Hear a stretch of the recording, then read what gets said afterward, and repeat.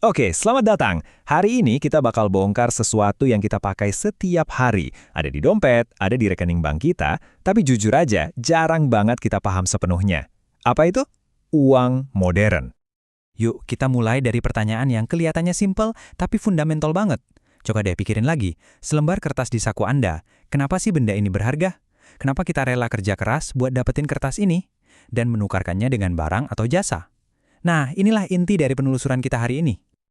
Jadi, kenapa kertas ini berharga?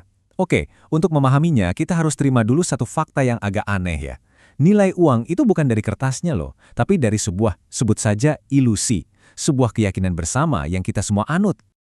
Sebagian besar uang modern yang kita pakai itu namanya mata uang fiat. Artinya apa?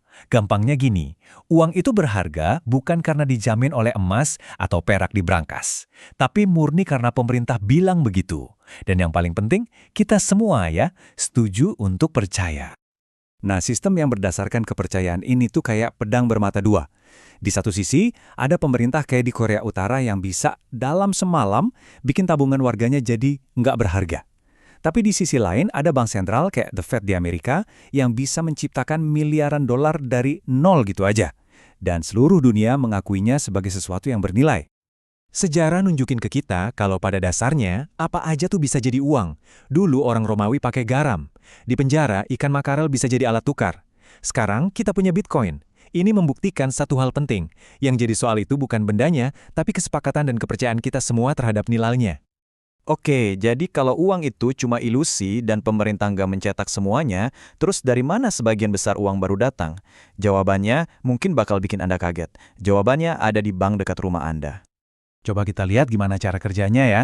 Gini, langkah pertama, Anda nabung 100 juta di bank, oke? Total uang yang ada saat itu 100 juta. Langkah kedua, bank kemudian minjemin 90 juta dari uang Anda ke seorang pengusaha. Nah, disinilah sihirnya dimulai. Anda tetap merasa punya 100 juta di rekening kan? Dan sekarang si pengusaha juga punya uang tunai 90 juta. Hasilnya, total uang di perekonomian sekarang jadi 190 juta rupiah. Uang baru benar-benar tercipta dari udara hampa.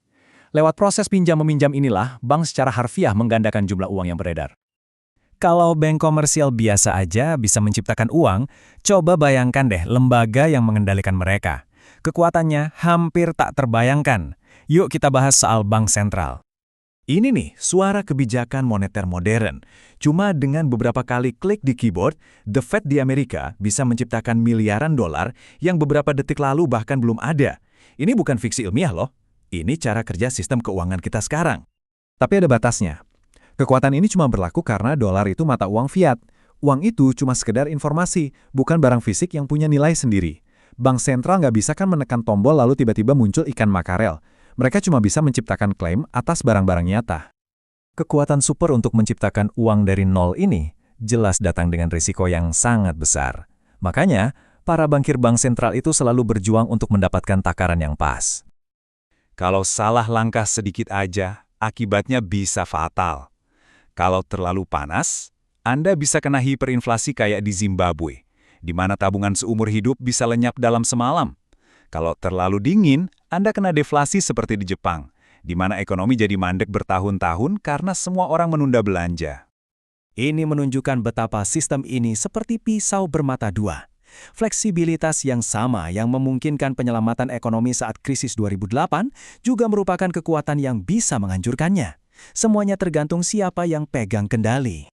Pada akhirnya, semua sistem yang rumit ini, dari uang di dompet Anda sampai klik di bank sentral, semuanya berdiri di atas satu hal yang sebenarnya sangat rapuh, kepercayaan. Ada film klasik, It's a Wonderful Life, yang menggambarkan momen krusial ini dengan sangat sempurna. George Bailey di situ menjelaskan inti dari perbankan. Uang Anda itu nggak diem di brankas, tapi lagi bekerja di luar sana, di masyarakat. Dan disinilah letak kerentanannya. Saat kepercayaan itu hilang, semua orang panik dan buru-buru mau ambil uang mereka. Inilah yang namanya bank run. Versi modern dan super cepat dari bank run inilah yang memicu krisis keuangan global tahun 2008. Rasa takut itu sendiri yang bisa meruntuhkan sistem. Terus kenapa semua ini penting buat Anda? Ya karena kredit itu yang membiayai kuliah atau bisnis Anda. Mata uang yang stabil itu yang melindungi nilai tabungan Anda. Dan kebijakan bank sentral itu sangat berpengaruh ke pekerjaan dan cicilan rumah Anda. Ini bukan cuma teori abstrak, ini adalah fondasi kehidupan finansial kita semua.